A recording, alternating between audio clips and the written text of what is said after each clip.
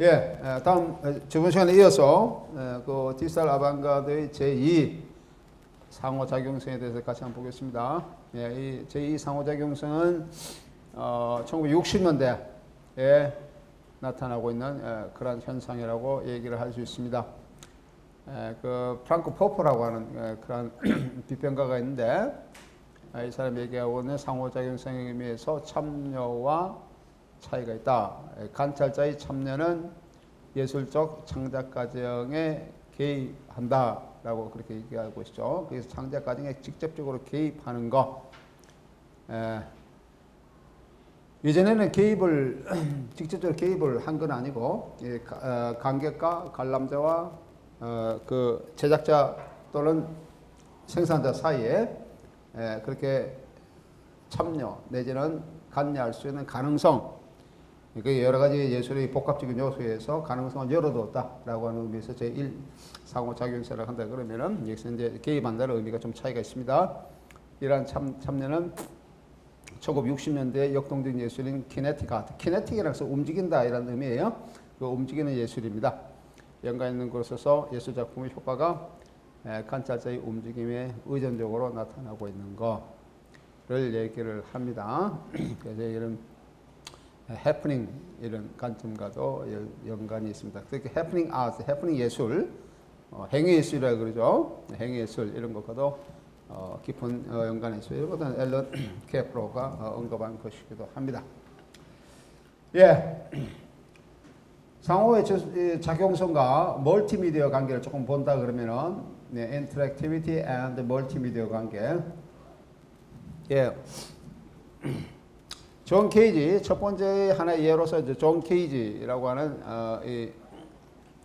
여기 나오는 우리가 지금 얘기하고 있는 1960년대의 그런 예술가. 이 사람은 원래 음악가죠. 음악가가 있는데 이 사람 아버지가 그 레이더 탐지에 관한 일을 했던 기술자였습니다. 그래서 이 존 케이지는 자기 아버지뿐만 아니고 비는 셰넌이라고 하는 또는 위버라고 하는 이런 사람들의 영향을 많이 받게 되면서 자기의 그런 작곡에 이러한 요소들을 이렇게 삽입하게 됩니다. 그게 이른바 몽타주 기법이죠. 이렇게 소리 몽타주를 만들고 얘기를 해서 이른바 구체 음악, 콘크레트 뮤직, 콘크레트 구체 음악이라는 그런 것을 이렇게 음악에 영향을 미치게 됩니다. 구체 음악은 그 당시에 뭐 구체 시라든지 구체 예술이라든지 이런 것과도 상당히 연관성이 있습니다. 특히 구체 시라고 하는 것, 여러분 구체 시 같은 거 한번 봤습니까? 콘크리트 포이지 같은 구체 시, 콘크리트 포임. 구체 시의 관점은 이미지와도 굉장히 연관이 있죠. 이미지. 그러니까 어떠한 이미지를 놓고 그 이미지 속에 문학적 행위를 하는 것, 이런 것들이 이제 구체 시. 혹시 구체 시는 안 봤나요? 여러분들 보지 못했어요? 잠깐 보면은 잠깐만 보겠습니다. 구체 시가 어떤 건지. 이런 것들이 구체 시라고 그럽니다. 그런 것들이 구체 시예요. 예를 들면 요거는 사가시 사가. 요거는 뭐 하여튼 이런 어떤 시각적인 요소 속에 문학적 행위를 하는 이런 것을 구체시라고 그렇게 얘기를 합니다. 뭐 이런 같은 것은 요거죠. 요거는 질서라고 하는 그런 단어인데, 오르든 질서라는 단어인데, 여기에서 오르든에서 여기 ORDNUNG, 물론 독일어 단어입니다만은 이런 단어인데, 여기 UN이라고 하는 이런 접두를 앞으로 끄집어내면 반대 의미가 되죠. 그 질서가 그러니까 어떤 전미 부분에 들어가고 있는 그런 한 단위를 앞으로 접두사를 끄집어내 가지고 온오르드는 그렇게 하면 오르드능이 반대가 온오르드능이 되는데 질서가 무질서가 되는 거예요. 그래서 어떤 질서 속의 무질서를 표현하는 이런 것으로도 만들었고, 뭐 십자가라든지 이건 나무시라든지 뭐 여러 가지 형상들이 있습니다. 그죠? 콘크리트 포이지 이런 것을 특히 독일에서 상당히 많이 이렇게 나타나고 있는 그런 현상으로서 여기 얘들은 독일의 얘들이 상당히 많습니다.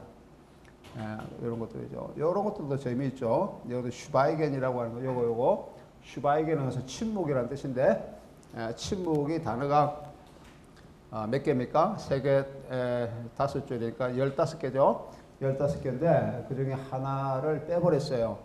이게 침묵 속에 하나를 빼버리면서 하나의 그 침묵을 간통할 수 있는 그런 것을 보여줍니다. 다시 말하면 문학이라는 행위는 침묵을 경계를 뛰어넘는 침묵을 간통해서 어떤 의미를 표현하려고 하는 그런 행위다라고 하는 것을 이러한 시각적인 그런 문형 내지는 시각적인 도용으로 나타내고 있습니다. 예. 이런 것들을 그 구체시라 그렇게 합니다. 요가 비슷한 건 아니지만 요가 연관 속에서 구체음악이라는 것도 여러 가지 요소를 받아들여서 나타나고 있는 거. 이런 것도 존 케이지가 이런 게 영향을 많이 미치게 되었다. 또 영향도 받기도 했다라고 하는 그런 의미입니다. 예. 이 사람은 이제 대학에서 강의되는데 뉴스쿨 이게 School for Social Research 사회 연구를 위한 스쿨죠. 여기서 해서 강의도 하면서 학생들에게 또는 젊은 예술가들에게 영향을 미치게 되었죠. 이게 뭐 한 예를 들면 앨런 케프로든지 리차드 하긴슨 이런 데 영향을 미치면서 이른바 퍼포먼스 예술을 나타나게 하는데 기여를 하게 됩니다.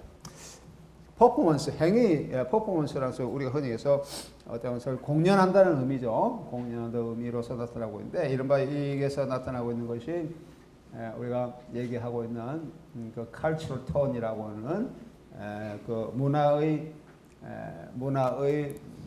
패러다임의 변화를 얘기하는 cultural tone과도 연관을 지니고 있습니다. 이른바 퍼포먼스 공연. 1960년대 의 퍼포먼스라는 그런 용어가 하나의 그 문화와 예술 등에 크게 이제 작동하게 되는데 그 시기의 이 관점을 존 케이지가 보고 있습니다. 존 케이지 음악들을 보면 상당히 우연성이 많이 강조가 되죠. 뭐 예를 들면 나무와 이 천을 두드리는 그런 소리라든지 이런 것들은 굉장히 요즘도 많이 나타나고 있습니다. 그죠? 요즘 무슨 행위예술에 뭡니까 악기 판을 두드린다든지 또는 현을 두드린다든지 이런 것들인데 이게 1960년대에 많이 나타났다는 것입니다. 그 다음에 이게 자기가 공연하는 공연장에서 들어오는 그런 소리를 음악 속에 집어넣는다든지 거리에서 나타나고 있는 소리라든지 또는 관객이 가만히 있거나 조금씩 움직이는 소리나 뭐 이런 것까지 다 포함하는 이런 것까지도 자기의 예술 속에 집어넣습니다. 자기 음악 속에. 하나 예로서 1958년이죠. 8월에 뉴욕의 우드스기 연주한 이런 것을 이제 잘 보여주고 있습니다. 이 작품은 개념도 실행 가능한 것이라면은 침묵, 관객이 침묵을 지키는 것 이런 것들도 음악적 요소로서 작동을 할 수 있다, 작동을 하고 있다라고 하는 그런 의미죠. 4분 33초라고 합니다. Silent Piece. 그러니까 어떤 정적이라는 작품이죠. Silent Piece에 아무것도 연주를 하지 않아요. 아무것도 연주를 하지 않자 4분 33초 동안 연주를 하지 않는데 관객들이 제일 처음에는 좀 기다리는 거 하고 기다리는데 계속 안 하니까 수근수근 하다가 그래도 끝까지 안 하니까 화를 내서 일어나서 나가는 거죠. 그런 여러 소음. 관객의 그런 조금 뭐라 할까요? 야유라 그럴까? 이렇게까지 다 음악 속에 포함하는 이런 것을 보여주고 있습니다. 예. Kinetic Typography Poem, 움직이는 예술의 그런 하나의 효과로서 영향을 미치게 된 것이 이제 이게 나오는 것처럼 이게 또 어느 부분에서는 그 미니멀리즘의 그런 요소라고도 볼 수 있는데 여기는 Kinetic Typography Poem 이런 것도 여기에 하나의 예라고 얘기를 할 수가 있습니다. 상호작용수가 멀티미디어라고 얘기를 할 수가 있어요. 한번 잠깐 볼까요? 여기 저 뭐라고요? 미니멀리즘의 한 유형이고 미니멀리즘에 또 얘기를 하겠습니다. Kinetic Typography language. For me, it's a cause of some upset that 이게 나오는 그 kinetic typograph 포임을 얘기합니다. typography라는 것은 타자, 활자학이죠. 활자학시인데 그냥 활자학시는 우리가 그 다다이즘에서도 많이 볼 수가 있습니다. 활자학시는. 근데 여기서는 그냥 다다이즘 활자학시의 그런 걸 넘어서서 키네틱을 보여주고 있습니다. 이른바 네오다다이즘의 한 형식이라고 얘기할 수 있고, 그 키네틱 타이프그래프. 여기에 뭐가 표현되고 있습니까? 그 페인팅의 요소들이 상당히 부분적으로 강하게 드러나고 있죠. 키네틱이라고 하는 상호작용성의 의미뿐만 아니고 상호 매체적 관점에서 활자, 문자가 활자과 연관되고 있고, 그 다음에 그 페인트적 관점이 나타나고, 아까 뭐 활자들이 굉장히 뭐 흘러내리는 이런 것들을 볼 수가 있고, 어떤 사물들도 막 들어옵니다. 그죠? 달이라고 하는 점, 그러니까 뭐라 그럴까요? 우리가 이게 기형화에 대한 그런 관점들도 얘기를 할 수 있는 이런 것이 상호작, 여기서 보이는 상호작용의 한 예를 나타내고 있습니다. 또 다른 하나 있어요. 이거 한번 볼까요? 이것도 타이프가 연관되고 있는데, 이 부분을 함께 같이 보도록 하겠습니다. 네, 조금씩 다른 형식이죠. 이런 것이 미니멀리즘. 미니멀리즘이라고 해서 어떤 최소 단위로 예술적 행위를 하는 이런 것들을 미니멀리즘으로부터 그렇게 얘기하는데, 이거는 이제 문자의 그런 단위 중에 움직이는 문자의 단위 형식에서 되게 타이프가 활자과 연관된 것을 보여주고 있는 그런 것을 얘기를 합니다. 근데 이런 것들을 우리가 이런 것들의 그 타이프그래프 행위를 한글로 하면 어떨까요? 한글로 하면은 한글로 한 우리 작가가 있죠. 장영애. 여기 보면은 뭐 미스 DMG, 다코단 오리엔트에서 미스 DMG 이런 것도 한 예가 되는데 한번 잠가 볼까요? 여기 장영애 작품에 이게 장영애 헤비 인두스트리 중공업이라 그래요. 자기는 이 중공업이 이 작업을 한다. 그래서 장영애 중공업을 해가지고 여기 나오죠.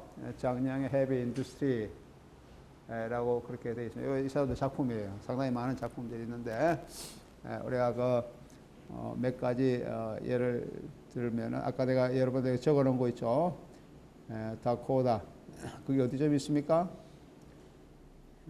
다코다하고 내가 아까 뭘 들었었죠?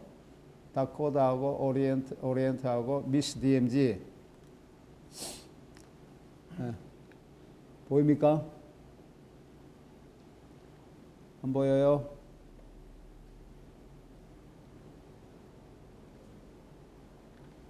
뭐 그러면은 우선 하나만 보도록 하겠습니다. English, Chinese, Korean, 한국말로 된 거, 그런 것도 있죠. Rain on the Sea, 뭐 한번 볼까요? 요거는 아까하고 좀 다른 점은 그 문자 행위가, 요거는 이제 영어로 나오는 거네. 문자 행위가 일반적인 여기 나오는 그 배경, 그죠? 현실 배경을 토대로 사는 건 아까 좀 다른 형식이죠. 상당히 이게 아까보다는 좀 다른 복합적인 그런 형식을 보여주는 것이 걸리드 센터 이런 작품들입니다. 이런 것도 우리가 키네틱 아트의 한 유형입니다. 한국의 한국말로 사용하는 키네틱 한 유형들, 굉장히 상당한 유형들이 이제 이렇게 나타나고 있다 얘기를 할 수가 있습니다. 미니멀리즘은 잠깐 보면은 미니멀리즘을 얘기하는 것은 그 추상주의에 반대를 하는 거죠. 추상적 표현주의에 반대를 하면서 단순한 그런 예술적 요소를 이렇게 조합해서 이것을 차이를 가지는 반복성을 통해서 보여주고 있는 이런 것들을 미니멀리즘이라고 얘기를 할 수가 있습니다. 예를 들면 말레비치 같은 사람, 우리 전에 한번 사각형 이 시간에 봤나요? 그런 것도 우리 사각형, 그죠? 검은 사각형, 흰 바탕에 검은 사각형 이런 거 한번 속도의 관점에서 한번 봤었죠. 그런 것도 뭐 그냥 단순한 행태에서 예술적인 의미를 확장시킬 수 있는 그런 미니멀리즘 이런 것을 보여주고 있는 것이라고 얘기를 할 수가 있습니다. 미니멀리즘의 관점, 그러니까 그 사람 이런 것이 보통 들어가지 않고요. 어떤 주인공도 들어가지 않고 예술 작품은 단지 그 자체만을 사용한다. 예술적 요소, 가장 간단한 예술적 요소를 사용해서 어떤 예술적 의미를 표현하고자 한다라고 하는 것이 이제 미니멀리즘이라고 이렇게 얘기할 수 있습니다. 이렇게 미니멀리즘 아트 형식으로도 많이 나타나고 있죠. 그래서 어떤 감정 주관 이런 것이 들어가지 않는, 그러면서 어떤 추상적인 것도 없는 표현적 형식에 반대하면서 나타나고 있는 1950년대 나타나고 있는 하나의 경향이, 예술적 경향이라고 할 수가 있습니다. 특히 미술에서 많이 나타나는 경향이라고 얘기할 수 있고요. 그래서 어떤 개성적, 어떤 주체적 이런 성향을 배제하고 최소한의 그런 예술적 요소를 사용해서 표현하고자 하는 겁니다. 예. 이게 1965년에 여러의 그런 사람들이 이렇게 활동을 했는데, 뭐 듀샹이나 말레비치라든지 라이하트, 라우젠버그 같은 사람들, 이런 사람들을 에서 가져왔습니다. 예술에서 가져왔고요. 다른 말로 하면 뭐 ABC 아트라고도 얘기할 수 있고, 또는 리버럴 아트라고도 있어요. 자유로운 예술의 의미에서 자유로운 예술에서 얘기하고 있을 수 있고, 뭐 차가운 예술이라고 하는 사람도 있어요. cool arts라고 하고, 또 환원적 미술, object art.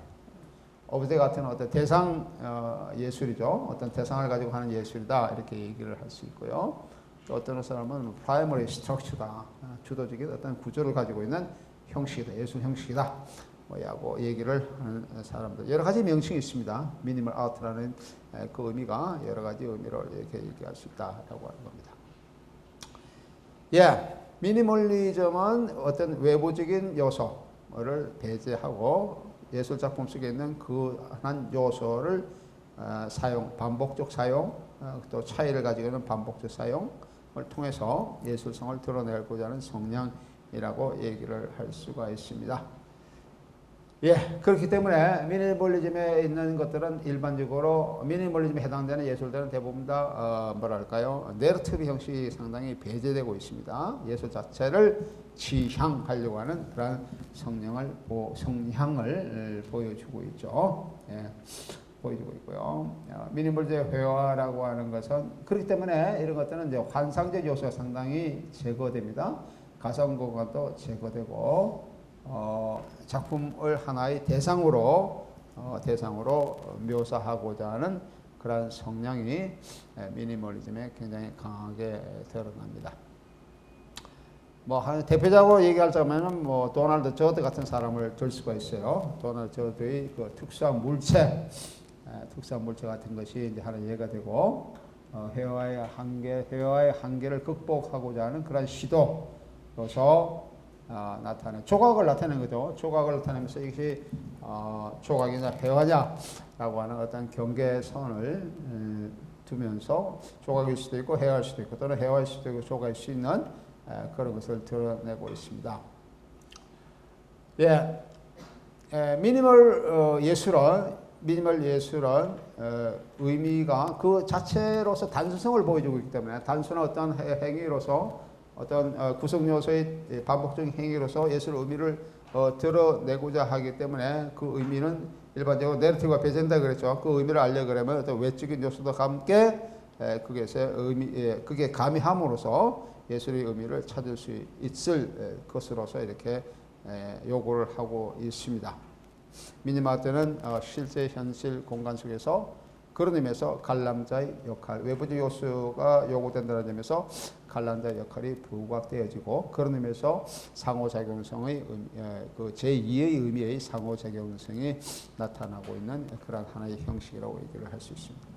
1960년대 우리가 미학 개념에서 영향을 미친 그런 사람 하나 들려면 움베르토 에코를 들 수 있습니다. 움베르토 에코 열린 작품, 오픈 워크라고 하는 것인데, 오픈 워크, 독일어하면 das offene Kunstwerk라고 얘기를 할 수 있어요. das offene Kunstwerk, 독일어로 하면은 이런 작품이 미니멀리즘에도 영향을 미치게 됩니다. 열린 작품이라는 것은 포스트 모던 텍스트 개념의 확장으로서 얘기를 하고 있는 거죠. 데르데의 일반 텍스트 개념도 굉장히 이와 유사합니다. 열린 작품이라는 것은 작품이 이렇게 많은 것을 수용할 수 있다는 것을 전제로 하고 있습니다. 우리가 문학에 있어서 문학에서 열린 형식이다 그렇게 얘기할 때는 어떤 전통적으로 인정된 그 예술 형식을 이렇게 배제하고 새로운 어떤 형식을 도입하는 이런 것들이 열린 형식의 문학 또는 열린 작품이라고 얘기를 할 수 있습니다. 넓은 의미에서 수용미학적 관점이라고 얘기를 할 수 있죠. 우리가 텍스트 의미에서 넓은 의미에서 수용미학의 관점이라고 얘기를 할 수 있습니다. 우리가 문학에서 열린 형식, 닫힌 형식 이런 얘기를 가끔씩 하는데 혹시 그게 어떤 장르에서 나왔는지 혹시 알고 있어요? 문학에서 열린 형식, 닫힌 형식 얘기할 때 어디서 그런 게 나왔습니까? 알고 있는 사람 한번 얘기해 보세요. 열린 형식, 닫힌 형식이 어디서 왔어요? 여러분한테 한번 내가 물어보려고 그러는데 아는 사람? 우리가 문학에서 열린 형식, 닫힌 형식. 열린 형식이 뭐고 닫힌 형식이 뭐냐라고 하는 겁니다. 뭐가 열리고 뭐가 닫혔냐라고. 네? 아무도 없나요? 아는 사람? 내가 여러분들 조금씩 물어야 여러분들 조금 긴장을 하죠. 조금 긴장시키려고 그래.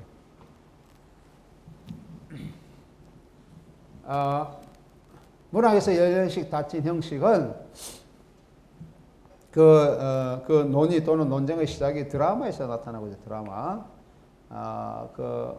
예를 우리가 알고 있는 이른바 최초의 문의 평론, 문의 비평서라고 얘기한다 그러면 아리스토텔레스의 시학을 들 수 있습니다. 아스 포에티카라고 하는 시학.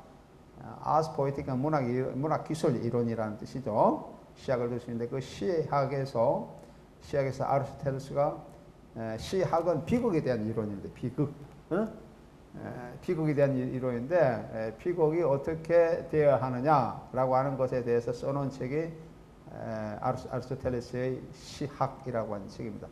좀 뭐 요만합니다.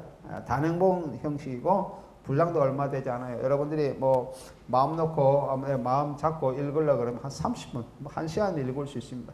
여러분들이 1시간만 투자하면은 그 아리스토텔레스의 시학이라는 조그만 문과 같은 책 얇아요. 그런 거 한번 읽을 수 있습니다. 오늘 한번 읽어보세요. 상당히 중요한 책입니다. 문학을 공부하는 데 있어서 문학뿐만 아니고 예술을 공부하는 데 있어서 또는 내가 이 시간에 가끔씩 얘기하고 있는 상호 매체성을 얘기하는 데 있어서 가장 먼저 얘기되는 책이 아리스토텔레스의 시학이라고 하는 책입니다. 그 시학이라는 책에 여러 가지 얘기를 하고 있어요. 하나 예를 들면은 모방 이론에 대해서 얘기하고 미메시스에 대해 얘기를 하고 있어요. 미메시스. 인간의 행위. 그게 예술이 되기 위해서는 이른바 그다음에 비극이죠. 비극 이론이 되기 위해서는 어떤 조건을 갖춰야 되느냐라고 하는 것을 정해놓은 책입니다. 그 책의 내용대로 딱 쓰면 비극을 만들 수가 있어요. 비극을 만드는 하나의 방법론이라 그럴까요? 그렇게 되고 있습니다. 미메시스 이론. 미메시스는 고귀한 어떤 신분을 가지고 있는 그런 사람들이 자기의 그런 어떤 상황에 전개하다가 어떠한 계기가 되어서 반전의 형식으로 자기가 닥친 불행을 이전에 그 사람이 불행을 안고 있는 사람인데 그것을 아는 사람은 관객 이외에는 없죠. 다른 사람을 아는 사람이 없고 등장인물 자체는 모릅니다. 하지만 사건이 진행됨에 따라서 그 비극의 비극의 원인이 자기 자신한테 있는 거예요. 자기 자신한테 있기 때문에 그 사람은 뭐가 됩니까? 그게 진행될수록 몰락 또는 파멸의 길로 가는 거죠. 그렇게 되는 것을 얘기를 하고 있는 이론입니다. 그렇기 때문에 아리스토텔레스는 그 책에서 이른바 드라마의 오막론을 주장했어요. 오막. 드라마는 오막이다. 다시 말하면 도입이 있어야 되고 전개가 있어야 되고 클라이막스가 있어야 되고 반전이 있어야 되고 비극이기 때문에 파국이 있다라고 카타스트로페 파국이 있다 그렇게 얘기하고 있죠. 영어로 독일어로 하면은 제일 처음에 아인라이팅이 있어야 되고 엔트비클링이 있어야 되고 헤어풍크도 있어야 되고 그다음에 나오는 드레풍크도 반전이 있게 되고 그다음에 카타스트로페 형식으로 나타내고 있는 것입니다. 등장인물들은 고귀한 신분이 있어야 되고 그다음에 내가 그 원칙 중에 중요한 것이 서사구조의 중요한 것이 삼위일체론이 있습니다. 그다음에 장소의 통일 뭐가 있습니까? 줄거리의 통일, 시간의 통일 그렇게 하고 있죠. 24시간 안에 일어나야 된다 그러고 한 장소에서 일어나야 된다는 그런 조건이 있고요. 그다음에 줄거리는 커다란 어떤 핵심적 내용이 이렇게 전체적으로 지배적으로 나타나야 된다라고 하는 거죠. 요즘 얘기하는 뭐 격가지 중심핵이 아니고 위성적인 위성핵의 얘기 이런 것들은 들어서는 안 되고 커다란 흐름의 줄기의 내용이 커다란 물이 흘러가듯이 그렇게 흘러나가야 된다라고 하는 것이 이게 아리스토텔레스가 얘기하는 삼위일체론의 줄거리 이론의 핵심입니다. 이런 것들이 꽉 짜여져서 나타나는 거, 이런 것들이 예술이다라고 하는 거죠. 그래서 그런 것들을 유럽에서는 규범 문학이라고 불렀습니다. 규범에서 어떤 딱 잣대가 있는 문학이다라고 하는 뜻입니다. 그 문학대로 써야 된다. 그 문학에서 벗어나면은 안 된다. 예술은 안 된다라고 하는 거죠. 그게 언제까지 이어왔느냐 그러면은 19세기 거의 말까지 그게 이어왔습니다. 그래서 아리스토텔레스의 그런 그 짜여진 틀 안에 있어야 된다라고 하는 것이 문학에서 얘기하는 이른바 닫힌 형식이에요. 응? 닫혔다라고 하는 것은 그런 폐쇄적인 의미를 얘기합니다. 그런 거 딱 짜여져 그런 식으로 해와야지 거기서 벗어나면 예술로서 인정을 못 받는 그걸 닫힌 형식이라. 근데 그 닫힌 형식이 깨어졌을 때 이른바 열린 형식이 되는 거죠. 떼어졌을 때 열린 형식이 됩니다. 열린 형식을 처음으로 이렇게 제안한 그런 어떤 예술 사조는 자연주의입니다. 자연주의에서 열린 형식이 깨어져서 이른바 닫힌 형식이 깨어져서 열린 형식으로 나타나고 있고, 이러한 것을 완전히 깨트린 사람이 반 아리스토텔레스의 그런 문학 이론을 제시한 사람이 이른바 그 베르톨트 브레히트라고 하는 극작가, 이른바 서사극이라고 하는 그런 형식은 완전히 깨어져 있습니다. 이것이 이제 열린 형식, 닫힌 형식이라는 것은 이제 문학, 특히 드라마에서 19세기 말 자연주의부터 20세기 초 브레히트까지 이어져 왔는데, 이런 것이 이제 다른 어떤 예술 형식으로 이렇게 전파 또는 전이된 이런 것에 기여를 한 사람이 움베르토 에코라고 하는 사람이고, 그 사람의 책이 열린 작품이라고 하는 그런 책이 있습니다. 상당히 중요한 책입니다. 뭐 보통의 두께를 가지고 있는 책이고요. 이런 것들이 이제 미니멀리즘에 영향을 미치게 된다라고 하는 겁니다. 예, 뭐 우리가 포스트 모더니즘에서 얘기하고 있는 상호 텍스트성, 인터텍스트얼리티 또는 상호 매체성, 인터메디얼리티 이런 과정에서 나오는 것들은 대부분 다 이러한 열린 형식을 얘기를 하고 있죠. 우리가 포스트 모더니즘 같은 것은 대부분 다 열린 형식, 그죠? 요즘은 대부분 다 열린 형식을 다 나타내고 있습니다. 텍스트 개념에서 데리다가 얘기하는 일반 텍스트 개념 이런 것도 에 해당되는 좋은 하나의 예가 됩니다.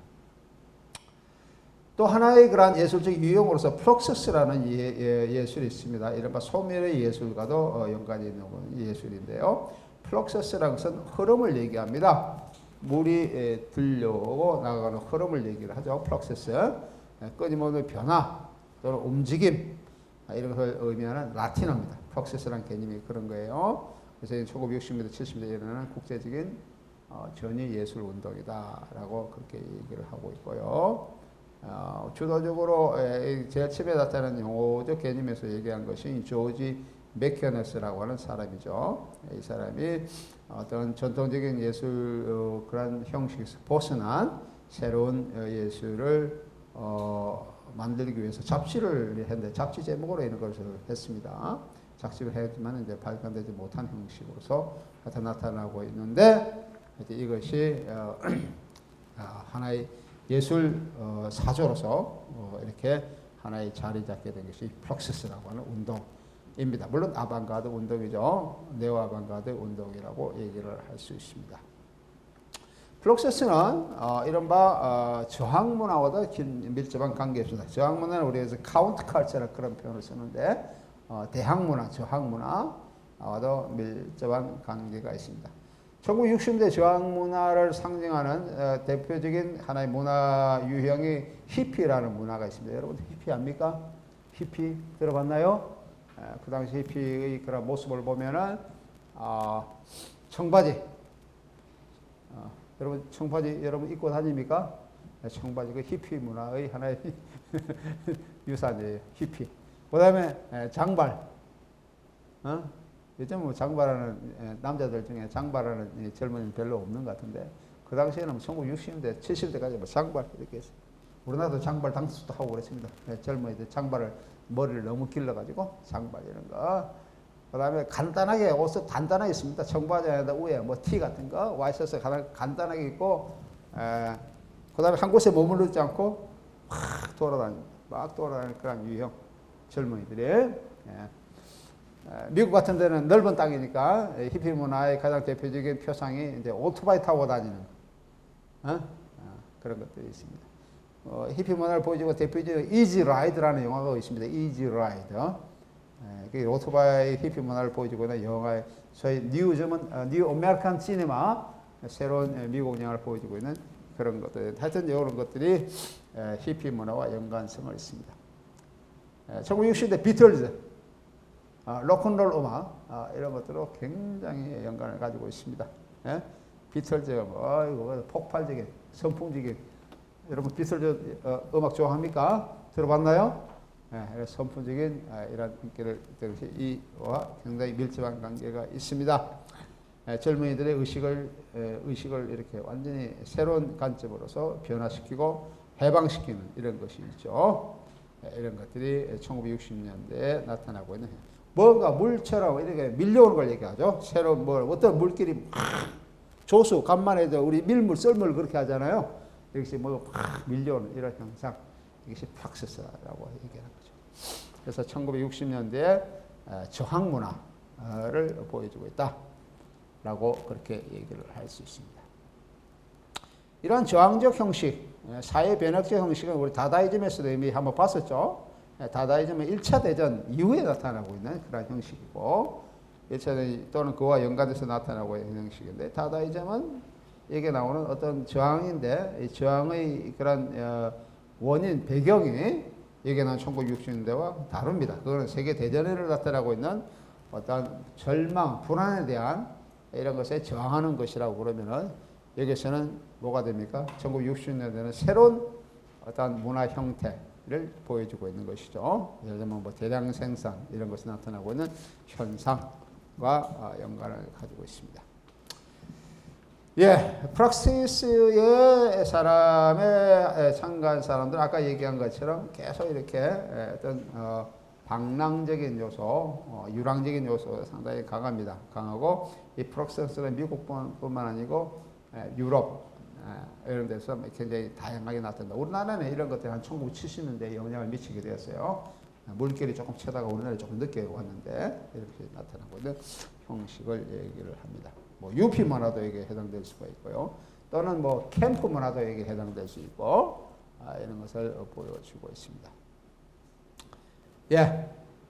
여기에 소속된 사람들은 여기 소속된 사람은 프락시라는 집단에 소속된 것이 아니라 모였다가 또 한번 어떤 행위를 위해서 모였다가 다시 한번 이렇게 또 헤어지고 모였다가 행위. 마치 프락시스 그 자체처럼 프락시스 의미를 가지고 있는 그 자체처럼 이렇게 나타나고 있는 그 형식을 보여주고 있습니다. 그래서 뭐 어떤 뭐 틀에 매인 그런 어떤 행동을 하는 이런 것들도 아니죠. 틀에 매인 행동하는 그런 아닌 그런 것을 얘기를 합니다.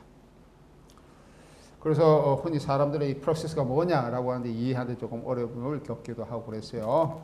다시 말하면 뭐가 프락시스가 하는 그런 예술적 목표가 뭐냐, 구체적인 뭐냐라고 하는 것에 어떤 확실적인 어떤 내용을 제공해 주지 않는다라고 하는 그런 것을 얘기를 하고 있죠. 프락시스의 의미가 얘기하는 것처럼 이 사람들이 추구했던 것이 뭐냐라고 하는 거죠. 그래서 예술의 영역이 어떤까지 확정될 수 있느냐라고 하는 이런 것들을 얘기하고 형식은 또 어떻게 나타내느냐라고 하는 이런 기타 등등 이런 것의 의문점을 이렇게 제기하고 있는데 하나의 그럼에도 불구하고 이 프락시스 나타내고 있는 하나의 요소라고 본다 그러면은 예술적의 그 예술 범위죠. 예술 범위가 이전에보다 굉장히 넓게 나타나고 있다는 것과 네오 다다이즘, 네오 아방가드나 다다이즘이 그랬던 것처럼 네오 다다이즘 또는 네오 아방가드의 관점에서 전통적인 예술의 형식을 깨트리려고 하는 이런 성향이 굉장히 강하게 나타났다라고 하는 것은 부정할 수가 없습니다.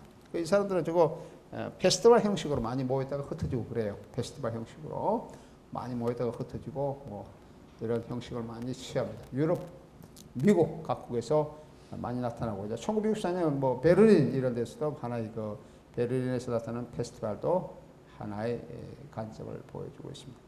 베를린이라는 도시는 뭐 유럽에는 여러 가지 대도시가 있습니다만 특히 그중에서 베를린이라는 도시는 독일의 베를린 도시는 하나의 이러한 어떤 새로운 예술적인 물결을 보여주고 있는 하나의 중심지인 것만은 상당히 틀림없는 것 같아요. 베를린과 대체 이렇게 좀 견딜 수 있는 유럽의 도시는 파리 정도밖에 없어요. 네? 베를린하고 독일의 베를린과 견딜 수 있는 도시. 영국의 런던은 또 유럽 본토하고 조금 그래도 떨어져 있고, 그래서 파리 아니면 베를린인데, 파리보다는 베를린에서 나타나고 있는 예술적 행위. 예를 들면 다다이즘 같은 것도, 물론 파리 다다이즘도 있지만은, 프랑스 파리 다다이즘도 있지만은, 독일의 베를린 다다이즘의 영향도 상당히 큽니다. 어떻게 보면 파리 다다이즘이 더 큰지도 모르겠어요. 이런 것들이 이제 예술적 확장을 위해서 나타나고 있는데, 이 프락시스 운동에서도 그러한 경향을 보여주고 있다라고 얘기를 할 수가 있습니다. 예. 유럽의 그런 프락시스가 프락시스 페스티벌 이런 형식으로 이제 많이 나타났다고 그랬죠. 아까 이게 베를린에서 얘기했다는 것이 그렇게 얘기를 하고 있고요. 뭐 이게는 프락시스 콘서트, 이게는 메케너스가 얘기하고 있는 1976년까지도 얘기할 수 있는 프락시스 콘서트 이런 데서도 상당히 큰 어떤 행사로서 나타나고 있습니다. 아까 얘기한 것처럼 프락시스는 한 곳에서만 나타나는 것이 아니고 동시다발적으로 1960년대 중후반 또는 70년대 초반까지 나타나는 현상으로 그렇게 얘기를 했는데, 이렇게 참여한 사람들은 상당히 많습니다. 아까 얘기했던 존 케이지라든지 뭐 이런 사람들, 라몬테 영이라든지 잭슨 멜론, 조지 블레이스트라든지 맥케너스라든지 로버트 월스, 딕 히긴스, 앨리슨 노울스 이런 사람들은 뭐 대표적인 사람이라고 얘기를 할 수가 있습니다. 미국 사람이고 프랑스에도 이렇게 많이 미치고 네덜란드 뭐 기타 등등 각 나라에서 굉장히 많이 미치고, 우리나라에 얘기 나오는 백남준 같은 사람도 여기에 참여했던 대표적인 사람으로도 얘기를 할 수 있습니다. 백남준과 친했던 조셉 보이스 같은 사람들, 그다음에 볼프 보스테 같은 사람들, 이런 사람들, 이건 독일 중심이죠. 독일 중심의 사람들, 뭐 벤자민 패터슨 같은 사람들, 이런 사람들이 여기 활동했던 사람이라고 얘기했습니다. 백남준은 독일의 이게 나오는 디셀도르프는 켈런 조금 위에 있죠. 디셀도르프는 대학이 있습니다. 하이니히 하이네라고 하는 독일의 문학가, 19세기 유명한 문학가가 거기서 태어났기 때문에 하이니히 하이네 대학이라고 그렇게 얘기합니다. 독일에는 대학이 뭐 지역의 이름의 대학이 있는데 그 지역에 유명한 어떤 예술가나 문인이 있으면 그 사람 이름을 지어서 그 사람 대학이라고도 또 불러요. 예를 들면 프랑크푸르트 대학 같은 거는, 프랑크푸르트는 게테의 고향입니다. 게테가 태어난 곳이에요. 그래서 프랑크푸르트 대학은 게테 대학이라고 그렇게 얘기를 합니다. 이 얘기 나오면 디셀도르프 대학은 하이니히 하이네 대학이라고 그렇게 얘기하고 있고요. 이런 것이 하나의 예가 되는데, 발트 베냐민은 디셀도르프에서 교수를 역임을 했습니다. 독일에는 대학을 우니베르시테트라고 보통 그걸 얘기하죠. 대학 우니베르시테트라고 그렇게 얘기를 하고, 주로 대학은 주에서 관리를 합니다. 그러니까 주립대학 형식의 형식들이에요. 우리나라처럼 사립대학은 유럽에는, 독일에는 많이 없어요. 우리나라 사립대학이 상당히, 우리나라는 많죠. 우리나라 사립대학이 많은데 유럽에는 사립대학이 그렇게 많지 않습니다. 우리나라에 비해서 많지 않고 주로 주립 형식, 그 형식, 그런 대학들입니다.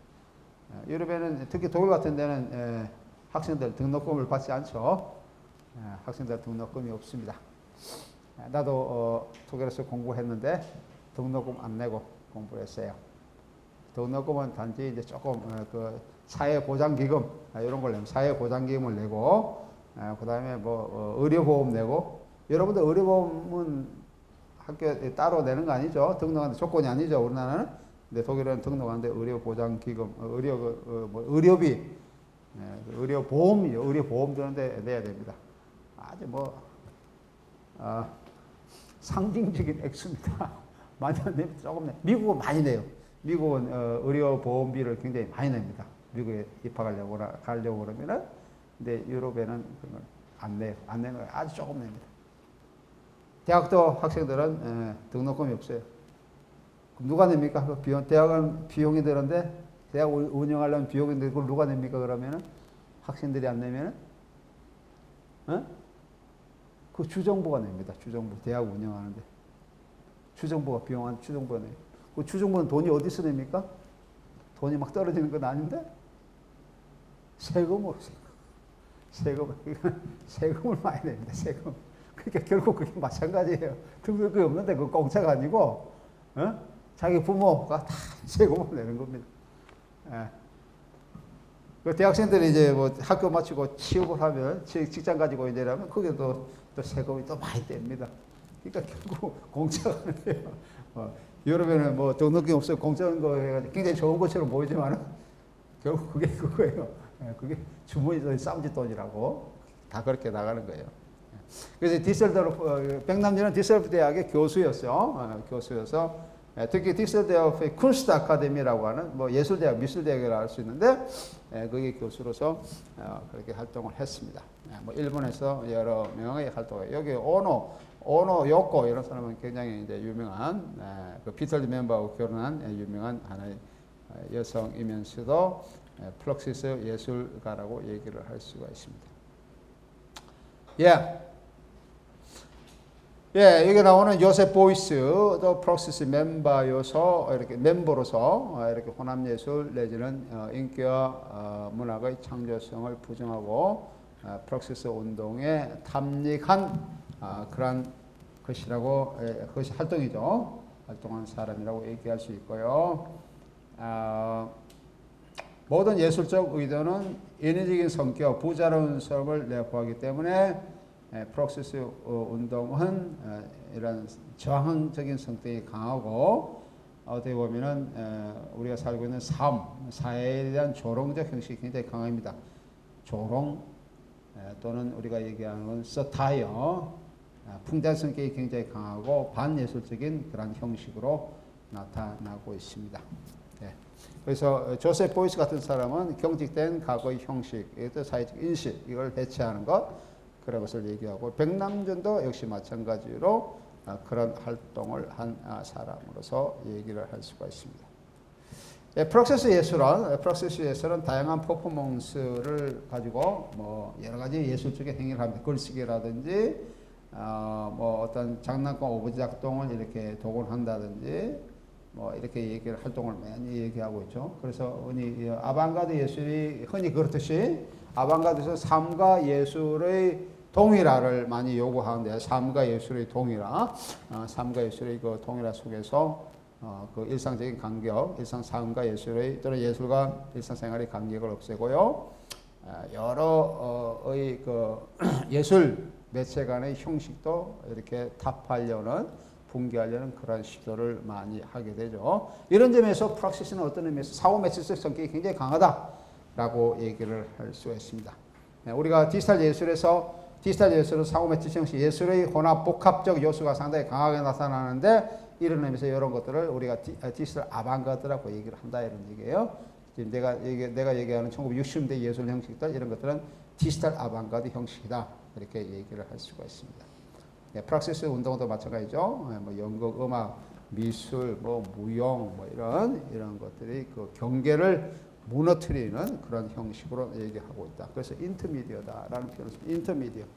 매체와 매체 사이의 간격을 넘나들고 융합시키고 상호작용하고 우리는 여기서 상호작용 측면에서 좀 보고 있습니다만은 상호작용하고 또는 이렇게 그 경계를 넘나드는 이런 것을 얘기합니다. 인터미디어들의 그런 성향, 예술적 성향, 예술 특징, 예술 이론 이런 것을 보는 것을 우리는 인터미디엘리티라는 표현을 씁니다.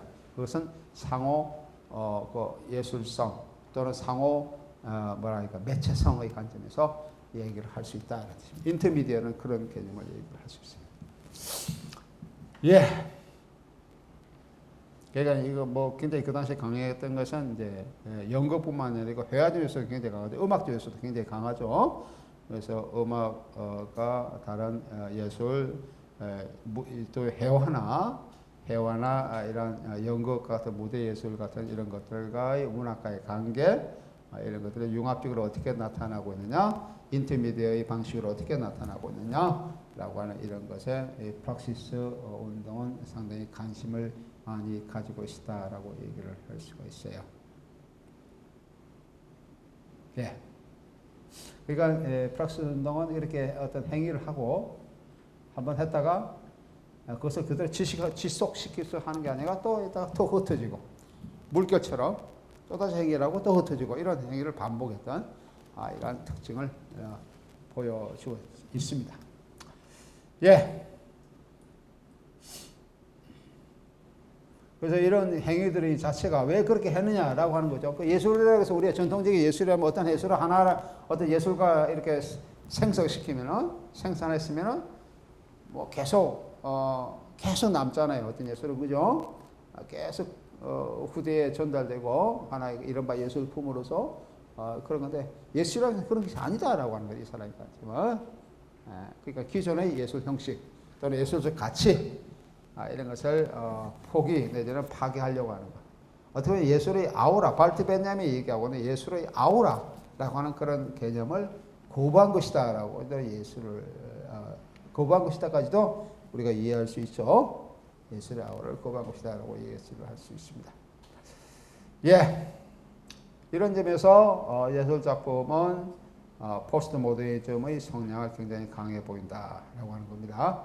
포스트 모더니즘 성향을 굉장히 강하게 보이고 기존의 그 미술 형식의 관점도 뛰어넘고 넘나드는 그런 것이고 예술이라는 것은 아우라 발트 베냐민이 얘기했던 것처럼 어떤 아우라를 지닌 그 영원불구한 불멸한 영원불멸한 그러한 가치를 지니고 있는 것이 아니다 라고 하는 것을 얘기를 하고 있습니다.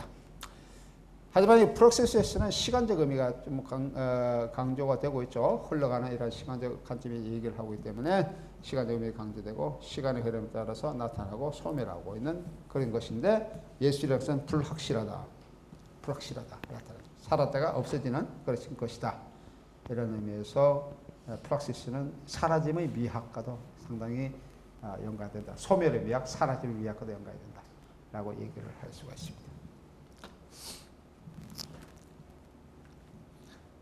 이해되겠죠? 네. 프락시스 영화도 있습니다. 프락시스 영화도 마찬가지 미니멀리즘의 그런 영향을 받은 것이다 라고 얘기할 수 있고요. 프락시스 영화에 대한 비판하면서 이미지가 단순하며 유희적인 성격이 강하게 나타나는 그런 영화입니다. 하나 예를 들면 백남주 같은 사람을 들 수 있습니다. 뉴욕의 프락스 홀에서 상영된 백남주의 영화를 위한 선 젠 포 필름이라고 있는데 젠 포 필름에서 전형적인 프락시스 이것은 전형적인 프락시스 영화라고 얘기할 수 있습니다. 이 영화는 거의 1000PD에 가까운 그 필름 리드를 현상 과정을 거치지 않을 때 30동안 스크린에 영상한 것입니다. 이 영화는 백남준의 초기 설치 작품이라고 할 수 있고요. 즉 가정용 영화 스크린, 업라이트 피아노, 더블 베이스로 구성된 타블로를 얘기를 하지. 타블로라는 것은 어떤 뭐랄까 화면 같은 거죠. 회화 같은 거죠. 마치 여기 보여주는 그 영화가 회화처럼 이렇게 전개되고 있는 그런 것을 얘기를 합니다. 그런데 현상 과정을 거치지 않게 굉장히 투박하게 보이죠. 굉장히 투박하고 어떤 면에서는 조아할 정도로 이렇게 보이는 그런 형식을 지니고 있습니다. 이것도 프락시스 영화라고 얘기를 할 수 있죠. 백남주 영화는 영화 재료 자체를 사용해 아무런 의미가 없는 필름을 영상한 것으로서 멀티 또는 미니멀리즘 그런 영화의 대표적인 것이라고 얘기를 할 수 있습니다. 백남주 영화는 영화 감상의 일반적인 기대를 무너뜨리고 백이라는 측면을 영화 상연의 맥락에서 접합시키면서 상업 영화에서 관객 또는 관람자를 해방시키고 있습니다. 상업 영화는 전혀 다른 거죠. 백남주 영화는 아무런 소리나 이미지가 없는 그런 영화라서 관객의 자유연상을 위한 타블로라사 여백 타블로라사 완전 텅 비어있는 여백 보면은 그냥 뭐 아무것도 없는 것도 있어요. 그냥 아무것도 없이 그냥 필름은 지나갑니다. 비어있는 거 이런 거 여기 있는지 잠깐 볼까요? 있는지 모르겠는데 아마 있지는 않을 것 같은데 그래도 한번 잠깐 보겠습니다.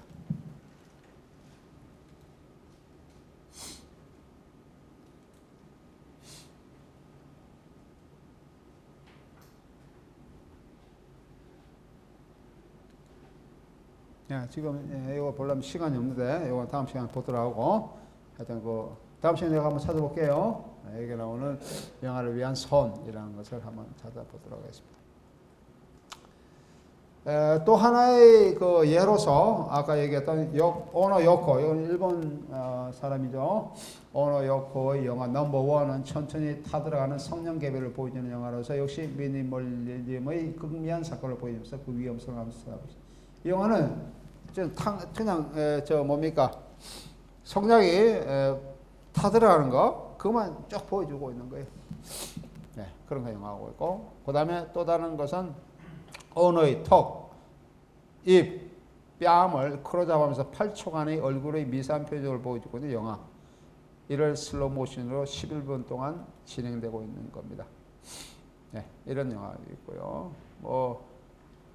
여기 나오는 쇼미 쉑의 얼굴을 위한 사라지는 음악, 이런 것도 여러 가지 예가 있는데, 요 예에 대해서는 오늘 시간에 따라서 다음 시간에 예와 함께 더 보고 미니멀리즘 영화, 프락시스의 영화로서의 미니멀리즘 영화가 어떤 것이 있는지, 이것이 어떻게 상호작용과 연관이 되고 있고, 이것이 우리가 얘기하는 디지털 아방가드에 어떻게 속하는지 이런 것을 다음 시간에 계속 이렇게 보도록 하겠습니다. 네, 그만.